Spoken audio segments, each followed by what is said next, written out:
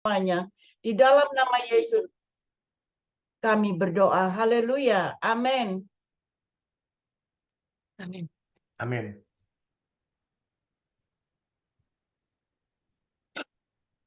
Silakan Pak Hendri.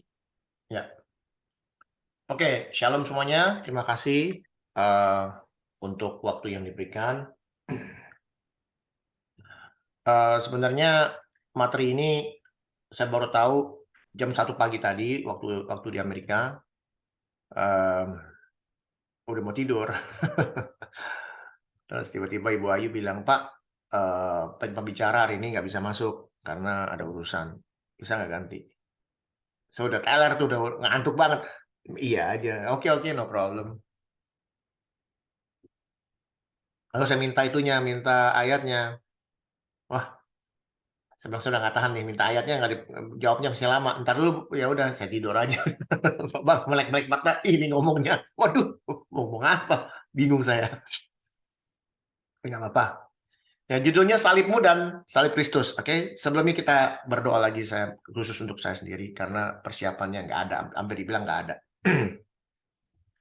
Bapak di dalam surga, pada kesempatan pagi hari di Amerika ini maupun sore hari di Belanda, juga malam hari di Indonesia, Tuhan berkati hidup kami mengucap syukur karena Tuhan sudah begitu baik dalam hidup kami. Tuhan, sebentar kami akan mendengar firman Tuhan, buka telinga kami baik-baik, buka pola pikir kami baik-baik, sehingga kami mengerti apa yang Tuhan ingin katakan.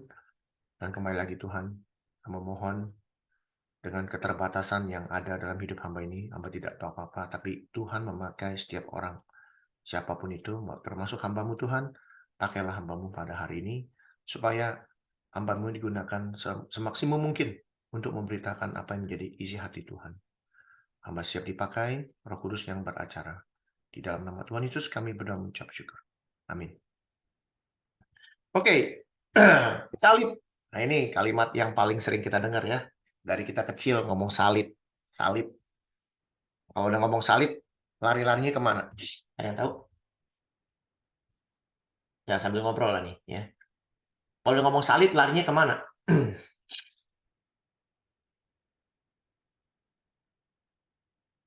Dosa ditebus. Oke, apa lagi?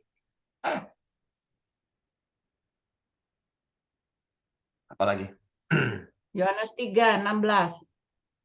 Ya, ini kan kebetulan salibmu dan salib Kristus. Jadi kita bicara ini, salibnya kita nih. Salibnya kita ngomongin apa tuh kira-kira?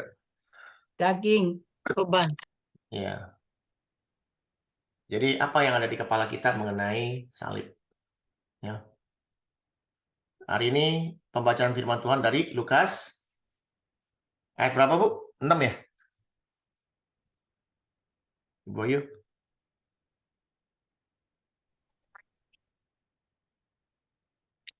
Lukas 9 ayat 23, sorry. Lukas 9 ayat 23. 9 ayat 23 ya. Ini kita bicara salib, ayat 23 bilangnya apa? Katanya kepada mereka semua, setiap orang yang mau mengikut aku, ia harus menyangkal dirinya, nomor 1, memikul salibnya setiap hari dan mengikut aku. Jadi kalau bicara ngomong salib, bicara mengenai menyangkal diri. Setuju? Soal penderitaan Nah, penderitaan. Apalagi? di dunia. Ya, apalagi? Nggak enak lah. Itu. Ini yang mau saya sedikit buka pikiran kita. Kita sampai, saya berani yakin kok, saya yakin kalau penyangkal diri itu hampir semua orang ya, yang orang Kristen di Indonesia terutama, berpikir mengenai kesusahan, menyangkal susah hidupnya ini ya, menyangkal diri itu apa namanya? Kita mengasosiasikan penyangkalan diri itu dengan menyangkal keinginan-keinginan kita. Setuju Pak ya? Betul nggak gitu kira-kira? Kalau menyangkal diri yang saya pahami selama ini. Jadi diri kita ini sudah bukan diri kita, tapi diri Tuhan yang ada dalam kita. Ya, Jadi menyangkal diri sendiri. Saya ini bukan Amos. Nah, ada pendapatnya artinya gitu. kalau kita memikul salib itu biasanya kita menyangkal diri kita, ya kan? Menyangkal diri kita artinya misalnya kita nggak mau lagi menderita lah, memikul salib itu menderita lah. Ya. Jadi kadang-kadang menyangkal diri itu kita itu bicara mengenai hal-hal yang sifatnya material atau yang non material ya. Jadi banyak orang salah paham mengenai menyangkal diri atau memikul salibnya.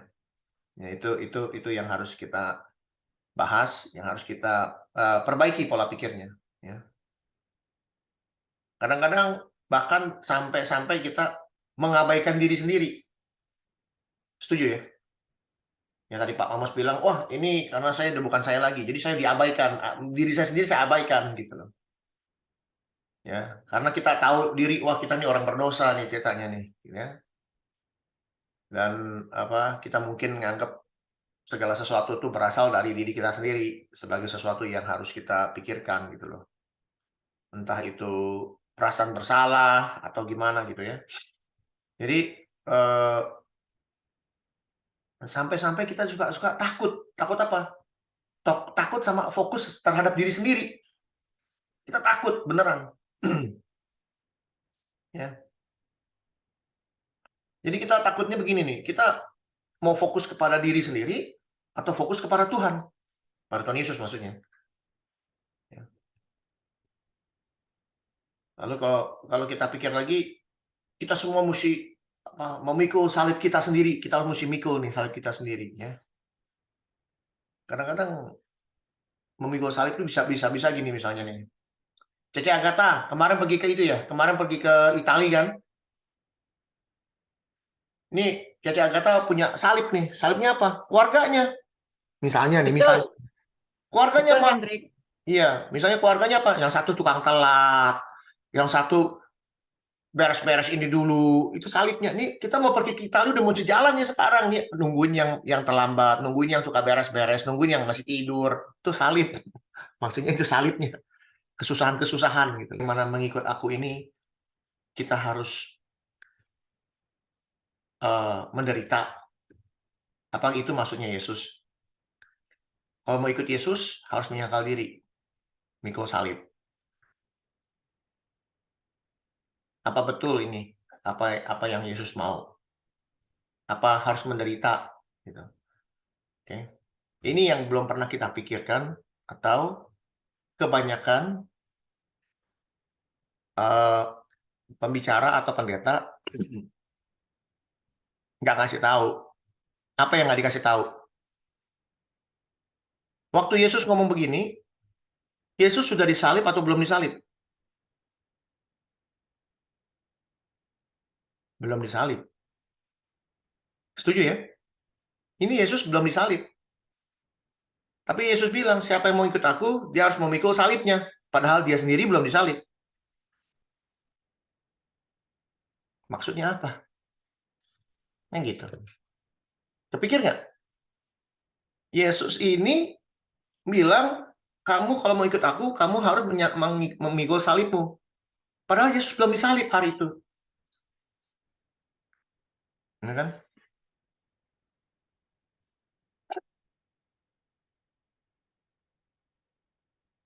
Jadi, kita bicara mengenai menyangkal diri dulu ya. Menyangkal diri di dalam bahasa Yunani itu disebut aparneomai. Aparneomai. Ya, aparneomai.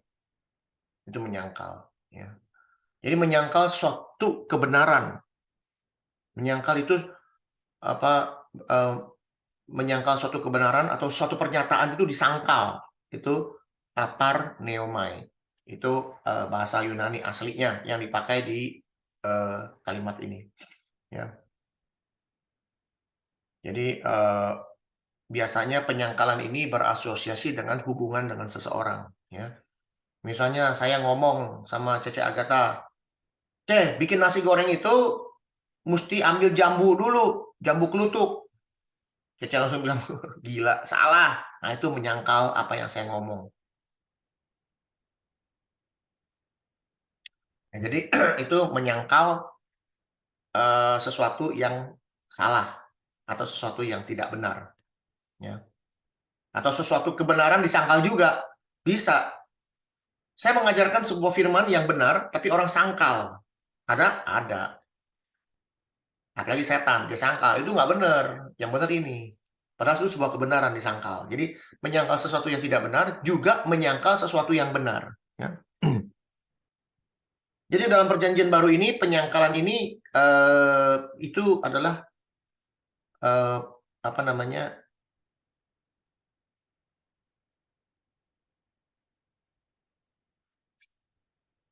Bisa menyangkal, bisa juga meninggalkan. Artinya ya. Jadi aparneomai itu bisa menyangkal atau meninggalkan. Jadi menyangkal dan meninggalkan itu mirip-mirip bahasanya. Ya. Contohnya misalnya Petrus. Petrus menyangkal Yesus. Apa artinya Petrus menyangkal Yesus? Ada kan ayatnya? Yesus menyangkal Petrus menyangkal Yesus 3 kali. Artinya apa? Bahwa Petrus menyangkal bahwa dia pernah kenal Kristus atau dia mengenal Kristus atau dia punya hubungan dengan Kristus. Disangkal itu. Menyangkal ya tidak mengakui realita yang ada. Ya. Bahkan ditinggalkan. Enggak, saya nggak tahu dia. Nah, itu kalimatnya aparneomai. Ya. Ya. Jadi menyangkal itu bisa juga meninggalkan. Ya. Jadi menyangkal diri itu adalah menyangkal diri yang disengaja atau enggak? Atau menyangkal diri yang buat-buatan. Ternyata penyangkalan diri sini ini penyangkalan diri yang disengaja. Ya contohnya Petrus, dia sengaja dia menyangkal karena dia takut. Dia sengaja bikin penyangkalan itu. Bahkan dia menjauh dari hubungan yang sudah dibikin. Dia kan pergi bersama Kristus tuh lama sekali.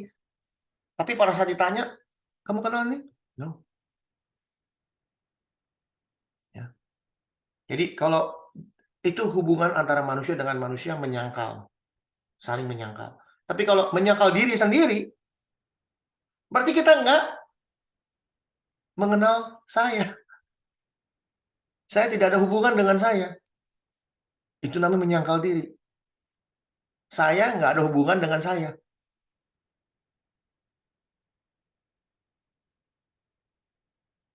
Kira-kira nangkap nggak ngomongan saya? Karena nih sedikit main-main kalimat. Jadi kalau kita bicara kita sudah mengenal Kristus, kita sudah kenal Dia, ya, kita disuruh menyangkal diri, artinya apa? Saya sudah nggak mengenal saya. Hubungan saya dengan sayanya, saya dengan saya udah nggak ada lagi. Jadi hubungan yang paling dekatnya kepada siapa sekarang? Diri saya terhadap saya sendiri atau saya kepada Kristus? Itu maksudnya menyangkal diri. Ya. Arti dari menyangkal diri adalah kita menyangkal suatu statement. Ya. Menyangkal hubungan baik. Ya. Meninggalkan, alias meninggalkan hubungan baik itu. Contohnya Petrus. Jadi kalau kita disuruh menyangkal diri, maksud Yesus apa? Kamu sudah nggak kenal dirimu sendiri. Yang kamu kenal saya. Maka jelas firman Tuhan yang mengatakan, bukan kamu lagi, tapi aku yang ada di dalam kamu. Bukan aku lagi yang hidup, tapi Kristus yang hidup di dalam aku. Sehingga kita menyangkal diri kita. I don't know me. Saya sudah nggak kenal saya. Karena yang saya kenal sekarang adalah Kristus. Jadi hubungan saya yang dulu dengan diri saya, dengan dosa saya, dengan badan saya, dengan daging saya ini sudah terpecah, terputus karena saya sangkal itu semua. Karena saya meninggalkan itu semua. Dan sekarang saya mulai dengan kehidupan yang baru bersama Kristus. Itu menyangkal diri. Ya, kita bicara menyangkal diri. Ya. Lalu kita bicara mengenai mikul salib. Sejarahnya apa kalau mikul salib? Kan saja dibilang. Yesus bilang ini, kalau kamu mau mengikut aku, kamu harus menyangkal diri dan memikul salib. Sedangkan Yesus sendiri belum disalib. Maksudnya apa? Kita harus lihat sejarahnya lagi nih. Kembali lagi pada sejarah, karena saya suka sejarahnya. Bukan berarti kamu harus disalib. Yesus nggak ngomong untuk disalib. Ya. Arti disalib itu apa? Ada yang tahu nggak? Orang kalau sampai disalib itu maksudnya apa? Dosa berat. Dosa berat. Artinya dia melanggar, betul? Sebenarnya bukan dosa, Bu. Orang sampai disalib itu bukan dosa. Orang disalib itu karena melanggar hukum. Betul? Betul nggak, Bu? Iya. Melanggar hukum bukan berbuat dosa. Orang berbuat dosa zaman dulu nggak ada urusan disalib, nggak ada. Tapi orang melanggar hukum zaman dulu, melanggar hukumnya Romawi, apalagi yang berat-berat, udah urusannya disalib. Ya, ternyata salib itu bukan hukuman satu, banyak hukuman yang aneh-aneh, tapi salib itu yang nomor satu. Karena apa? Yang paling sinting, yang paling kacau, yang paling berat. Orang kalau salah tuh hukumannya tuh melanggar. Jadi orang itu melanggar hukumnya Romawi, yang paling berat dihukum salib. Nah, jadi dia melawan otoritas negara, ya, melawan otoritas negara. Ya. Nah, kalau orang sudah melanggar hukumnya negara, konsekuensinya apa? Dia harus disalib. Pertanyaannya, yang menyalib dia siapa?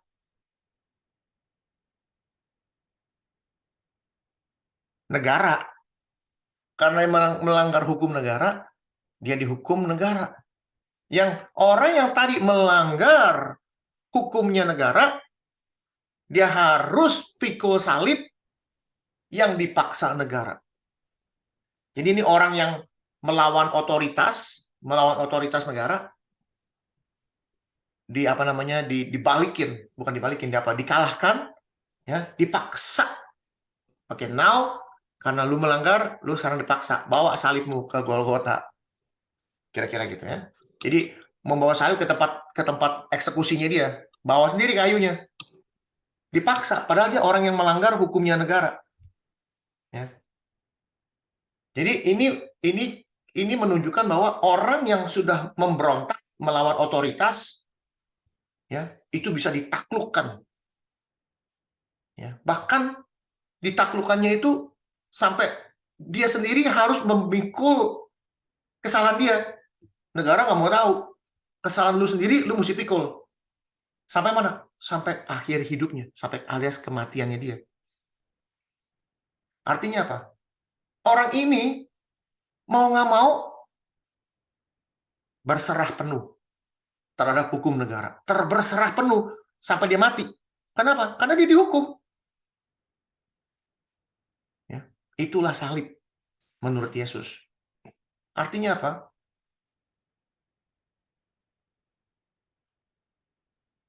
Artinya kita tunduk kepada Kristus. Sebagai apa? Sebagai orang berdosa yang harusnya dihukum mati.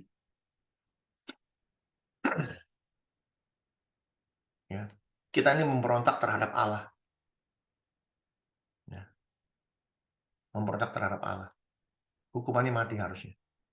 Tapi karena Kristus datang, ya, menggantikan kita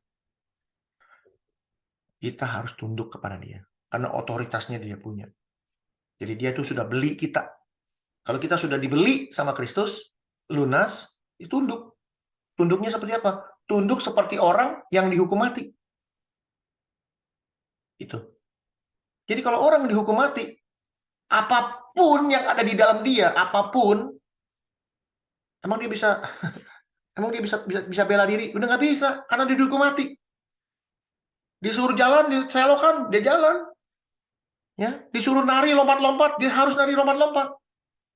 Ya, disuruh ngapain aja dia kerjain. Kayak di Amerika tuh setiap minggu ada mobil penjara ya, mobil kuning. Itu orang-orang penjara disuruh bersihin selokan, bersihin jalanan semua. Dijaga polisi satu bawa senjata berat. Lari ditembak. Jadi dia udah nggak bisa ngelawan keinginan dia mau lari nggak bisa. Dia mau komplain nggak bisa. Karena kejahatan dia. Itu namanya 100% tunduk. Udah nggak bisa ngapa-ngapain. Nah, itulah yang dimaksud oleh Kristus memikul salib. Artinya apa? Penyerahan total. Penyerahan total kepada Kristus. Ya. Jadi kalau menyangkal diri itu adalah kita sudah tidak mengenal diri saya lagi. Siapa saya? Saya adalah hamba Kristus. Saya adalah wakil Kristus. Saya adalah anak-anak Kristus. Jadi segala sesuatu itu bersifat Kristus, Kristus, Kristus, dan Kristus. Saya sudah menyangkal diri saya, siapa saya? Saya menyangkal diri saya sendiri. Itu maksudnya. Lalu kalau memikul salib, pada kenyataannya secara sejarah, salib itu adalah hukuman orang yang melanggar otoritas. Pada saat dia melanggar otoritas itu memaksa dia untuk membawa kematian dia sendiri. Tanpa embel-embel, gue nggak mau begini, nggak bisa. Dia tunduk, taat. Jadi pada saat Yesus mengatakan, kamu harus memikul salib, itu artinya apa? Artinya dia meminta kamu harus tunduk kepada otoritas Kristus.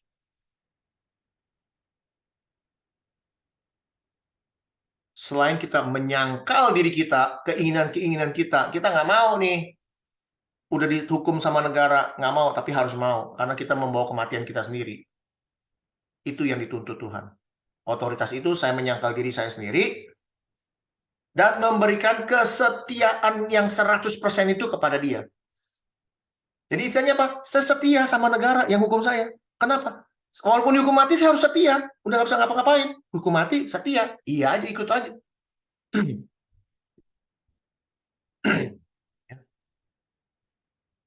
Jadi,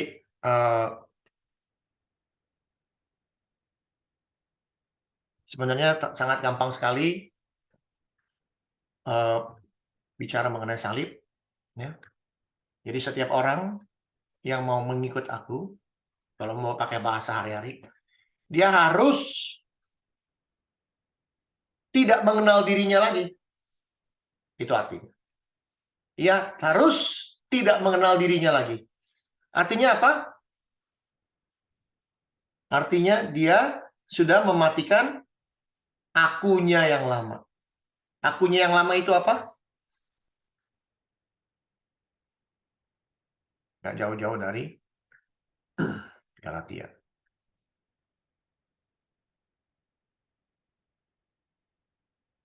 Aku yang lama ini. Aku yang penuh percabulan, penuh dengan kecemaran, hawa nafsu, menyembah berhala, sihir, perseteruan, perselisihan, iri hati, amarah, kepentingan diri sendiri, pencitraan, roh pemecah, dengki, mabuk, pesta pora, dan sebagainya. Ini sudah tidak ada lagi dalam hidup saya. Ini sudah bukan saya lagi. Saya sudah menyangkal ini semua. Saya tidak kenal apa namanya percabulan. Saya tidak kenal apa namanya kecemaran. Saya tidak kenal apa namanya hawa nafsu. Saya tidak kenal apa namanya menyembah berhala.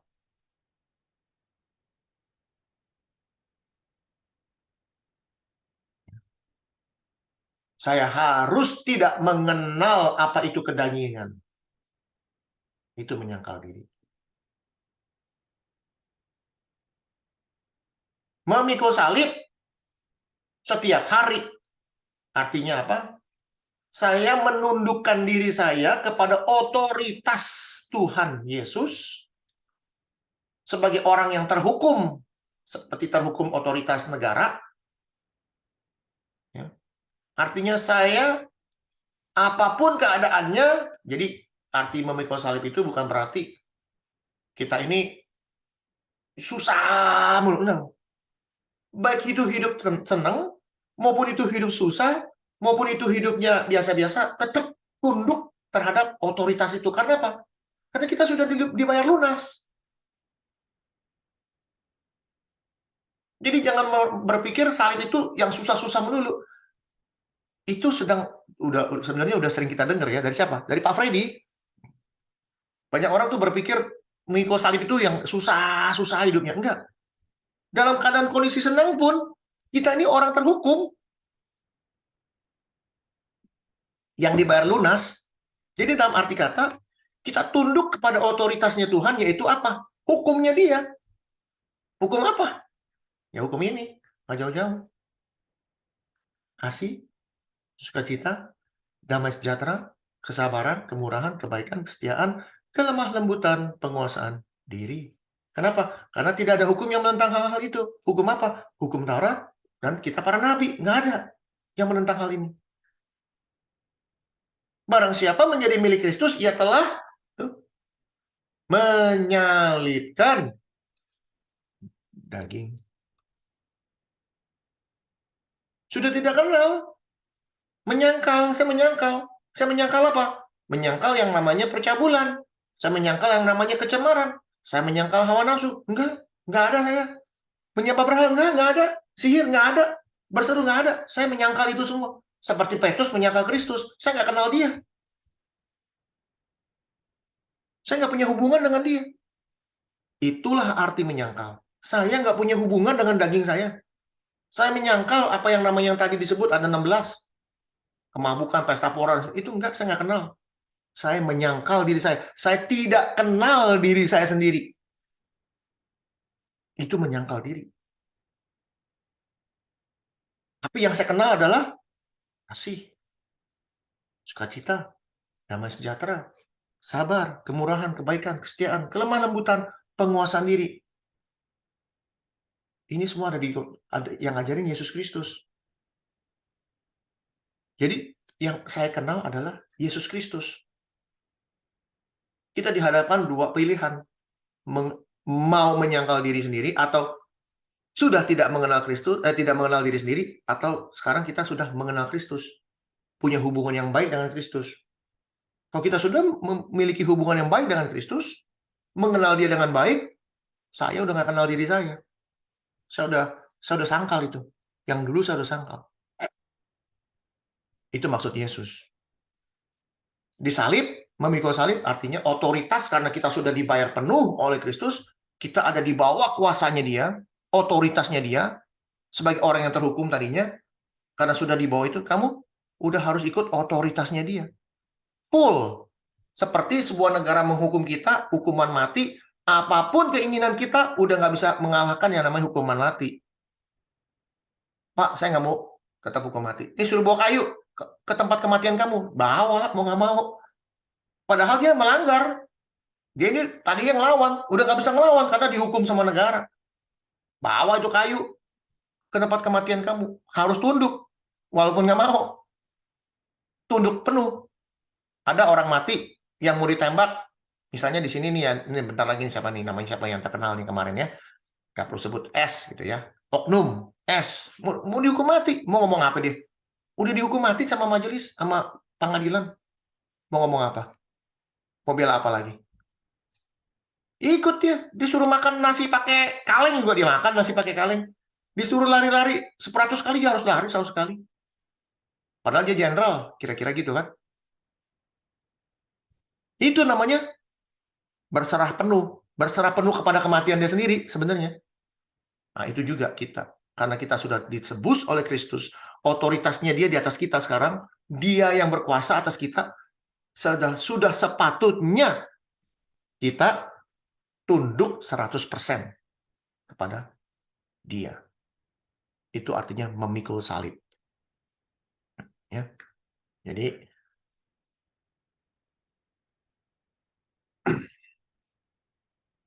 setiap orang yang mengikut aku, dia harus tidak kenal dirinya sendiri, udah nggak kenal, udah tidak kenal dagingnya, udah nggak kenal. dia menaruh otoritas tertinggi Kristus terhadap diri dia, ya, baik susah, mau seneng, mau kaya, mau miskin, tetap dia tunduk apapun itu posisinya. Bukan berarti penderitaan doang, ya. Dan jangan lupa terus mengikut aku. Lalu ayat selanjutnya tadi dikatakan dalam Ibrani 6 ayat 6 ya. Coba kita buka Ibrani 6 ayat 6. Ayat campurannya gitu, maksudnya dikasih 2 ayat. Ibrani 6 ayat 6.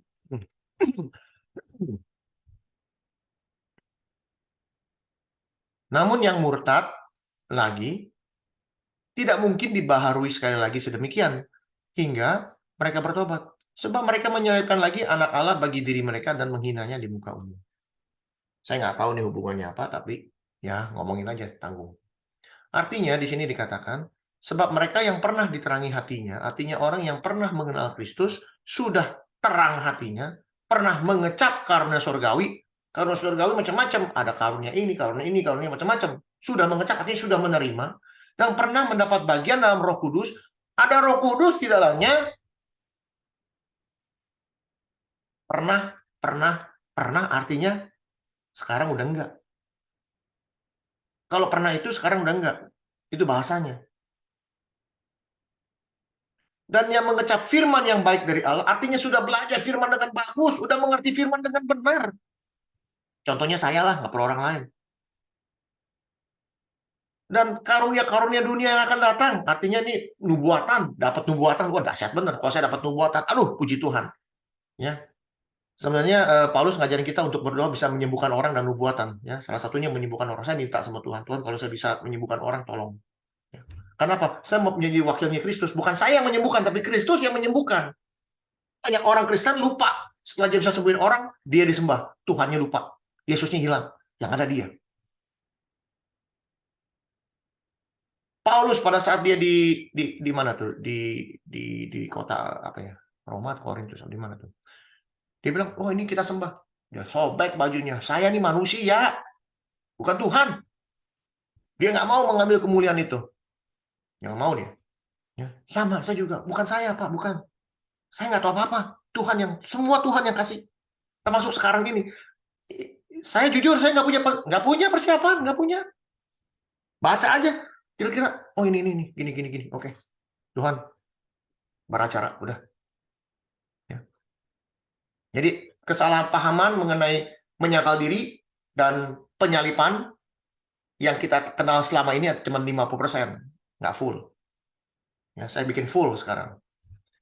Ya, namun murtad, artinya apa? Orang yang sudah mendapat bagian dalam roh, sudah mendapat karunia, bahkan belajar firman Tuhan dengan benar, bisa murtad. Murtad itu benar-benar lupa sama Tuhan, menyangkal Tuhan.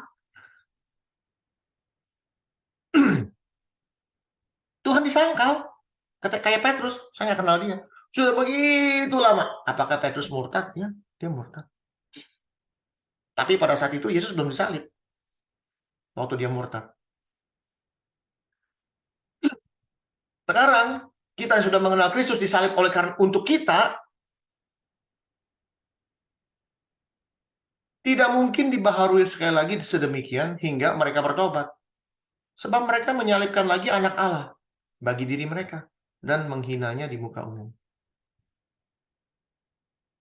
Orang yang sudah dikenal, contoh misalnya pendeta Capcay, namanya pendeta Capcay, terkenal di mana-mana, seorang pendeta yang luar biasa, pendeta yang bisa menyembuhkan orang, tiba-tiba dia bilang saya nggak kenal Tuhan. Wah, di depan umum lagi, menghina Tuhan itu. Menghina Roh Kudus itu, nggak ada obatnya itu. Ya, jadi kembali lagi kita harus sadar, menyangkal diri, memikul salib, bukan cuma hanya menderita, tapi kita sudah nggak mengenal saya. Saya tidak mengenal saya. Yang saya kenal Kristus. Saya tidak kenal kecemaran. Saya tidak kenal keinginan daging. Saya tidak kenal keinginan mata. Saya tidak kenal orang-orang duniawi. Yang saya tahu yang adalah pikiran-pikiran surgawi. Pikiran-pikiran yang di atas. Saya sangkal semua yang ada di dunia ini. Yang ada adalah kasih, damai sejahtera yang daripada Kristus. Ya, kemurahan, kebaikan, kelemah lembutan, penguasaan diri. Itu yang ada dalam hidup saya. Itu yang saya terima. Dan saya memikul otoritas itu. Saya memikul itu semua. Saya tunduk. Saya mau berbuat cabul lagi. Saya mau berbuat cemar lagi. Nggak bisa. Udah nggak bisa. Karena saya udah sangkal itu semua. Saya mau kabur dari penjara. Nggak bisa. Saya mau minta pertolongan sama jaksa untuk meringankan hukuman mati. Udah nggak bisa. Udah dijatuhi hukuman. Saya mau makan daging. Nggak bisa. Mau udah nggak bisa. Nunduk aja udah. Hukuman mati. Mati udah. Goodbye. Setia. Dihukum 20 tahun. 20 tahun kemudian kamu digantung. 20 tahun itu nungguin itu. Nungguin kematian. Taat ya. Kita sebagai pengikut Kristus harus punya pola pikir seperti orang yang dihukum mati 20 tahun. Taat sampai mati. Ayatnya ada nggak? Yesus taat sampai mati. Mana handphone saya? Ada. Gimana tuh ayatnya? Filipi. Ya. Kita lihat. Mau lihat penyangkalan Kristus. Salib Kristus. Kita lihat sekarang. Filipi 2.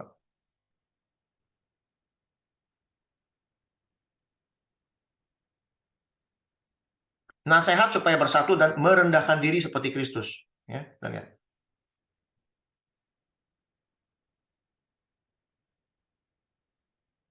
Hendaklah kamu dalam hidupmu bersama menaruh pikiran dan perasaan yang terdapat juga dalam Kristus Yesus. Sekali lagi bahasanya. Hendaklah kamu, kita semua, dalam hidup kita bersama menaruh pikiran dan perasaan yang terdapat juga dalam Kristus Yesus. Ini mandatori, mandat. Yang walaupun dalam rupa Allah, dia Tuhan, dia Allah. Dia tidak menganggap kesetaraan dengan Allah itu sebagai milik yang harus dipertahankan. Artinya, dia menyangkal dirinya. I am God, I am God, I am God. Saya Tuhan, saya Tuhan. No. Saya sangkal itu semua. Untuk siapa? For you.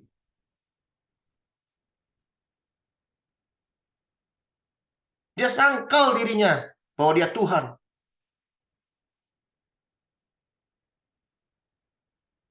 Ini namanya kesempurnaan Kristus sebagai manusia. Itu yang harus kita contoh, yang harus kita taruh pikiran dan perasaan yang sama. Yang ngomong Paulus.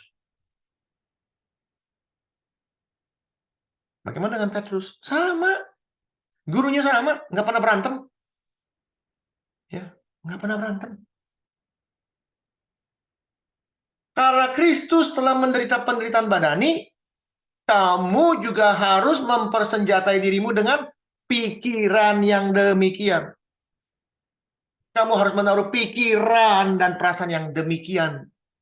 Pikiran yang mana? Pikiran menderita penderitaan badani alias menyangkal dirinya,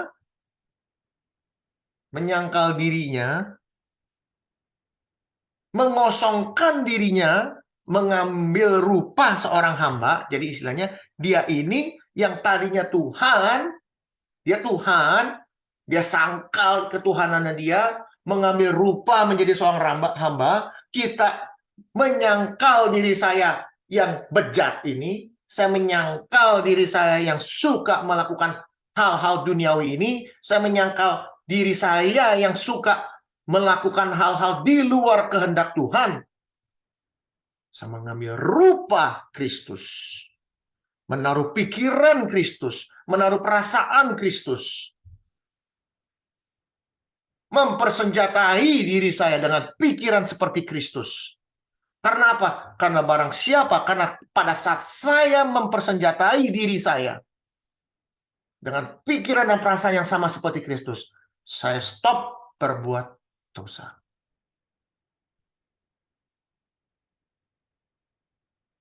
Dan menjadi sama dengan manusia. Dan dalam keadaan sebagai manusia, artinya sudah disangkal ketuhanannya, dia merendahkan diri serendah-rendahnya, sampai dia merasa dirinya adalah manusia, bahkan bukan hanya manusia, tapi hamba.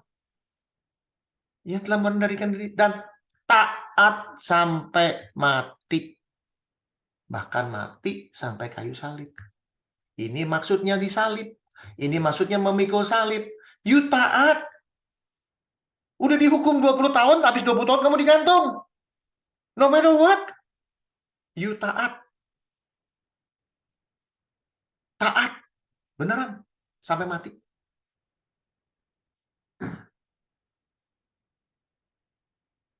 Ya.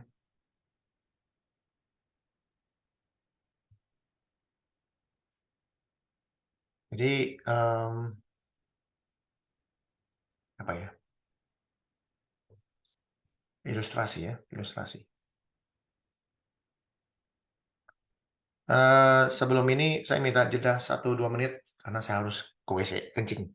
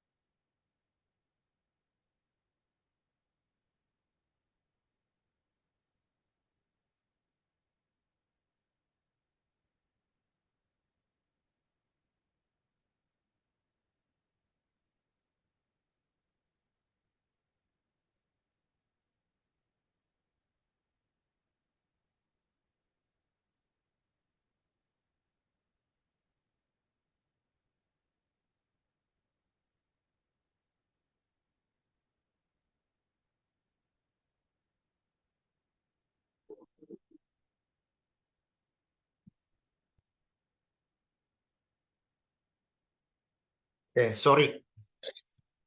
Ilustrasi begini. Soal taat ya. Banyak dari kalangan seberang ya, atau orang-orang yang jangan seberang deh. Saya punya customer orang Yahudi. Dia selalu bertanya tentang kekristenan. Saya tahu kamu sekolah, katanya. Coba terangkan kepada saya, kenapa orang Kristen percaya Tuhannya 3? Bukan orang seberang doang loh yang bilang ngomong gitu loh. Orang Yahudi. Karena kami percaya bahwa Shema Israel, Tuhan itu 1. Kalau saya nggak pernah kenal Tuhan Yesus, itu skakmat, nggak akan bisa dijawab. Ya, kita nih orang-orang Trinitas ceritanya nih. Padahal bukan Trinitas. Trinitas itu nggak pernah ada di Alkitab. Nggak pernah sampai gigi buntung ke tanah juga nggak akan ada Trinitas. Trinitas itu yang bikin Romawi, orang Romawi ya, bangsa Romawi. Lalu saya bilang begini. Kita nggak percaya Tuhan kita 3, saya bilang. Saya percaya Tuhan saya 1. Loh, tapi kan kamu percaya Yesus Tuhan. Kamu percaya Roh Kudus Tuhan. Bapak Tuhan. Bukan berarti Tuhannya 3, Pak. Saya bilang. Contoh. Bapak kan seorang bapak, betul? Ya. Bapak terhadap istri, bisa nggak Bapak jadi anak terhadap istri? Nggak bisa. Tugas Bapak sebagai suami, setuju? Setuju. Fungsinya sebagai Bapak, setuju? Setuju. Demikian pula Bapak kepada anak. Bisa nggak Bapak berfungsi sebagai istri kepada anak? Nggak bisa. Fungsinya apa? Tetap Bapak. Jadi Bapak yang cuman sendiri nih, Bapak namanya misalnya si Capcay, Bapak Capcay. Ya. Bapak Capcay fungsinya sebagai suami terhadap istri. Nggak bisa dia sebagai anak. Bapak Capcay fungsinya sebagai bapak terhadap anaknya. Nggak bisa dia berfungsi sebagai mama, nggak bisa. Dan Bapak Capcay, saya bilang, juga Seorang anak dari bapak sendiri. Bapak kan keluar dari bapaknya juga kan, ada bapaknya. Iya. Apa bapak bisa menjadi seorang bapak kepada bapak punya papa? Nggak bisa kan? Nggak bisa. Fungsinya sebagai anak pada saat ngobrol sama orang tuanya.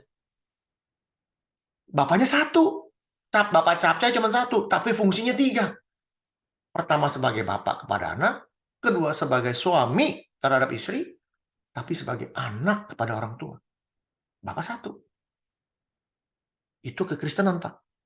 Yang saya kenal, yang saya pelajari. Dan ini kita bicara taat. Yesus taat sampai mati. Artinya apa? Kita jadi bapak terhadap anak setia sampai mati loh. Taat sampai mati loh. Anaknya mau kurang ajar kayak pun, tetap aja saya bapak. Nggak bisa saya rubah diri saya, nggak bisa. Saya nggak bisa rubah diri saya jadi anak, nggak bisa. Saya nggak bisa rubah diri saya jadi ibu, nggak bisa. Saya bapak terhadap anak. Anak mau kurang ajar kayak apapun, tetap saya bapaknya. Istri mau kurang ajar kayak apapun, tetap saya suaminya. Taat. Ya taat loh. Saya nggak mau, saya mau jadi anaknya aja, nggak mau jadi suaminya. Nggak bisa. Taat. Bisa Cece Agatha ngomong sama suaminya, hari ini saya mau jadi anak kamu aja boleh. Bisa nggak Bu? Cek, bisa nggak Cek? Bisa bingung suaminya, nggak jadi anak. Fungsi istrinya hilang. Nggak bisa, Hendrik, nggak bisa. Taat nggak sama mati jadi istri? Taat. Apapun yang terjadi, memisahkan kita. Taat sampai mati, setuju? Sedelapan. Walaupun sayanya sendiri bawel, misalnya sayanya sendiri itu kalau masak nggak enak. Walaupun saya ini, wah orangnya suka ngomel, tapi taat jadi istri. Suami di ngomelin kayak suami diapain, tetap saya tetap istri. Taat sampai mati. Itulah ketaatan. Itulah Kristus. Ya, mana tuh? Nih, dia taat. Taatnya apa? Taat sebagai anak. Dia nggak mau menyetarakan diri sebagai bapak. Nggak mau. Nggak bisa. Saya anak. Saya harus mati. Itu taat. Ya, dia nggak nganggap dirinya dengan Allah. Dia nggak nganggap. Fungsinya sebagai anak, dia udah nggak bisa berubah jadi bapak. Dia nggak bisa berubah menjadi ibu. Atau menjadi Roh Kudus. Nggak bisa. Ada yang bilang, nyak babe. Nggak mau tahu. Ya. Dia fungsinya anak. Dia harus mati di kayu salib. Dia taat sampai mati. Dan apa? Itu programnya dia, itu apa namanya? Misinya dia. Dia nggak perlu dipertahankan saya Tuhan, nggak perlu. Karena dia taat. Dia mengambil rupa seorang hamba, dia taat jadi hamba.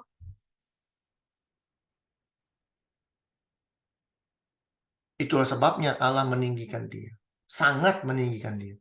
Dan mengaruniakan kepadanya nama di atas segala nama. Jadi, ya, nggak mau berlama-lama saya, karena kurang bahan. Tapi saya udah berikan inti sarinya aja langsung. Salib kita dengan salib Kristus. Sebenarnya salib kita lebih gampang daripada salib Kristus. Kenapa? Kalau Yesus yang adalah manusia bisa menyangkal dirinya sedemikian rupa, kita harusnya lebih gampang. Karena kita bukan Tuhan. Kalau kita tahu Tuhan, saya ini Tuhan, suruh menyangkal diri saya jadi Tuhan. Sorry, ntar dulu. Saya punya musuh tinggal kayak pret mati. Lalu saya buang itu. Nggak bisa, ntar dulu. Saya mau bilang, saya mau kue tiaw goreng terenak di dunia, plung depan mata keluar. Terus tiba-tiba bilang nggak mau lagi. Ntar dulu.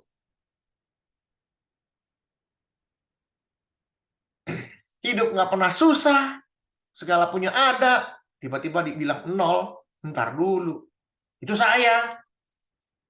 Tapi Yesus, dia manusia. Dia tahu, dia Tuhan. Dia sangkal itu. Dan dia taat sebagai anak. Taat sebagai anak. Maksudnya anak tuh, banyak orang berpikir bingung. Ini anak Tuhan, Yesus kok jadi anak? Berarti ada bapak, ada ibu? Enggak. Anak itu artinya kalau kita masuk dalam kategori keturunan Tuhan, anak-anak Allah, anak-anak yang setia, apabila kita sudah mengenal dia dengan baik, kita disebut anak. Jadi fungsinya dia sebagai manusia yang mengenal bapaknya, dia disebut anak. Karena fungsinya sebagai anak dia taat sampai mati, dia disebut anak Allah. Saya kalau taat hidup saya kepada Kristus, kepada Bapa yang mengutus dia, saya dianggap anak juga. Saya am the son of God. Saya anaknya Tuhan juga, tapi yang sulung dia.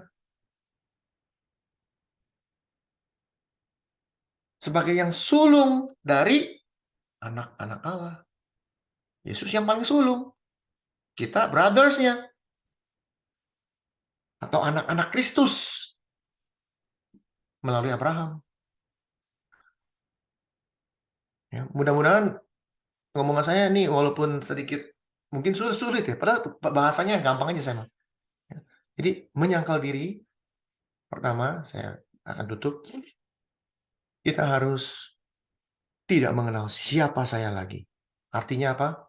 Saya yang dulunya bejat, saya yang dulunya kurang ajar, saya yang dulunya suka mencuri, saya yang dulunya suka berzina, saya yang dulunya suka berdusta, saya suka mengingini ini, mengingini itu, saya suka kurang ajar sama orang tua, saya suka menyembah berhala, saya tidak mengenal Tuhan, saya tidak pernah ke gereja, saya bahkan berkata-kata yang kotor tentang Tuhan. Itu sudah saya sangkal semua. Saya sudah tidak mengenal itu lagi. Karena saya sudah dibayar penuh oleh Kristus yang punya otoritas tertinggi sekarang. Karena saya sudah dibayar lunas, sekarang saya sebagai hambanya dia. Mengambil rupa sebagai hamba. Kita harus punya pikiran yang sama seperti Kristus. Sekarang kita menjadi hambanya Kristus. Jadi hamba itu taat. Pikiran yang tidak berbuat dosa lagi itu harus ada di pikiran kita. Taat. Fungsinya kita sebagai anak, taat. Nggak bisa saya jadi bapak, saya jadi anak sampai mati. Taat. Saya memikul salib saya dengan otoritas tertinggi. Dalam keadaan saya susah, dalam keadaan saya senang, dalam keadaan yang bagaimanapun, otoritas tertinggi itu ada di hadapan saya. Pada saat saya kaya raya, punya ini, punya ono, tetap saya tunduk. Saya ini hamba. Apa yang Tuhan mau perbuat dalam hidup saya, di dalam kenyamanan saya, di dalam kesukacitaan saya ini, hidup dengan mewah ini. Apa yang Tuhan inginkan? Walaupun dalam rupa yang kaya, tapi saya seorang hamba. Tetap itu nggak bisa berubah. Karena kamu hamba. Bukan menderita. Kalau kita menderita pun, kita hamba. Apa misinya Tuhan membuat kita kaya? Apa misinya Tuhan membuat kita susah? Bukan Tuhan kasih kita kesusahan hidup. Kita susah hidup, jangan nyalain Tuhan. Ya. Research membuktikan orang yang susah itu kebanyakan orang malas. Nggak mau kerja. Ya. Oh Pak, saya udah berusaha Pak. Orang berusaha itu, contoh misalnya, siapa? Yang menciptakan lampu siapa namanya? Ada ingat? Edison. Thomas Alva Edison. Thomas Alva Edison. Yang keberapa kali dia nyala lampu? Udah Beratus-ratus kali. Berapa? 1000 kali. Lebih. 1000 kali. Kalau yang ke 1000 dia nggak pernah lakukan, 999 stop. Sampai hari ini kita pakai patromak, pakai lilin, pakai kayu bakar. Tapi karena dia berusaha terus sampai nyala itu lampu, hari ini kita menikmati lampu. Jadi orang kalau berusaha terus, berusahanya sampai mati. Gitu maksudnya. Ya. Ini ada saudaranya Pak Hendrik di Zoom, Samuel Edison. Sama Edison, oh iya. Ya, jadi jelas ya. Kalau kita memiliki salib kita, yaitu kita di bawah otoritas penuh. Ya, kita tunduk dan taat seperti orang yang dihukum mati. Udah nggak usah ngapa-ngapain. Mau minta apa segala nggak bisa. Karena kita taat, kita tunduk. Itu maksud dari salib. Menyangkal diri artinya kita sudah tidak kenal siapa saya. Saya menyangkal diri saya sendiri. Sekarang saya kenalnya Kristus. Saya udah nggak kenal diri saya kenalnya Kristus. Sehingga firman Tuhan mengatakan bukan aku lagi yang hidup, bukan lagi aku yang hidup, artinya udah siapa Henry? Nah, tapi Kristus yang hidup dalam aku. Segala sesuatu yang aku lakukan, segala sesuatu yang aku kerjakan, pikiran yang sama, perasaan yang sama dari Kristus itu ada dalam hidup saya. Dan saya mengikut Dia dengan taat sampai mati. Karena kami punya pengharapan suatu saat nanti kita akan dibangkitkan kembali. Karena apa? Karena Dia pun membangkitkan diri sendiri.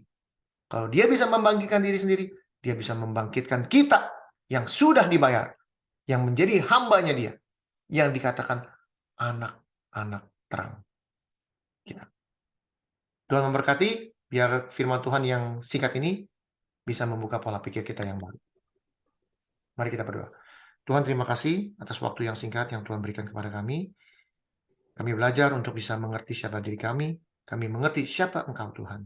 Sehingga kami bisa menyangkal diri kami bisa tidak mengenal dosa, tidak mengenal apa itu dosa yang sudah kami lakukan dalam hidup kami. Tapi kami sudah ditebus, sudah memiliki suatu otoritas baru, yaitu Tuhan Yesus sudah menjadi Raja kami. Sehingga kami sebagai hamba harus tunduk dan taat kepada Tuhan sampai kami mati. Terima kasih Tuhan. Kami serahkan waktunya ke dalam tangan Tuhan. Waktu selanjutnya, biarlah firman Tuhan ini hidup di dalam hidup kami, dan kami terus bertumbuh di dalam persekutuan kami di FWF ini. Di dalam nama Tuhan Yesus, kami serahkan waktu selanjutnya ke dalam tangan. Haleluya. Amin. Amin.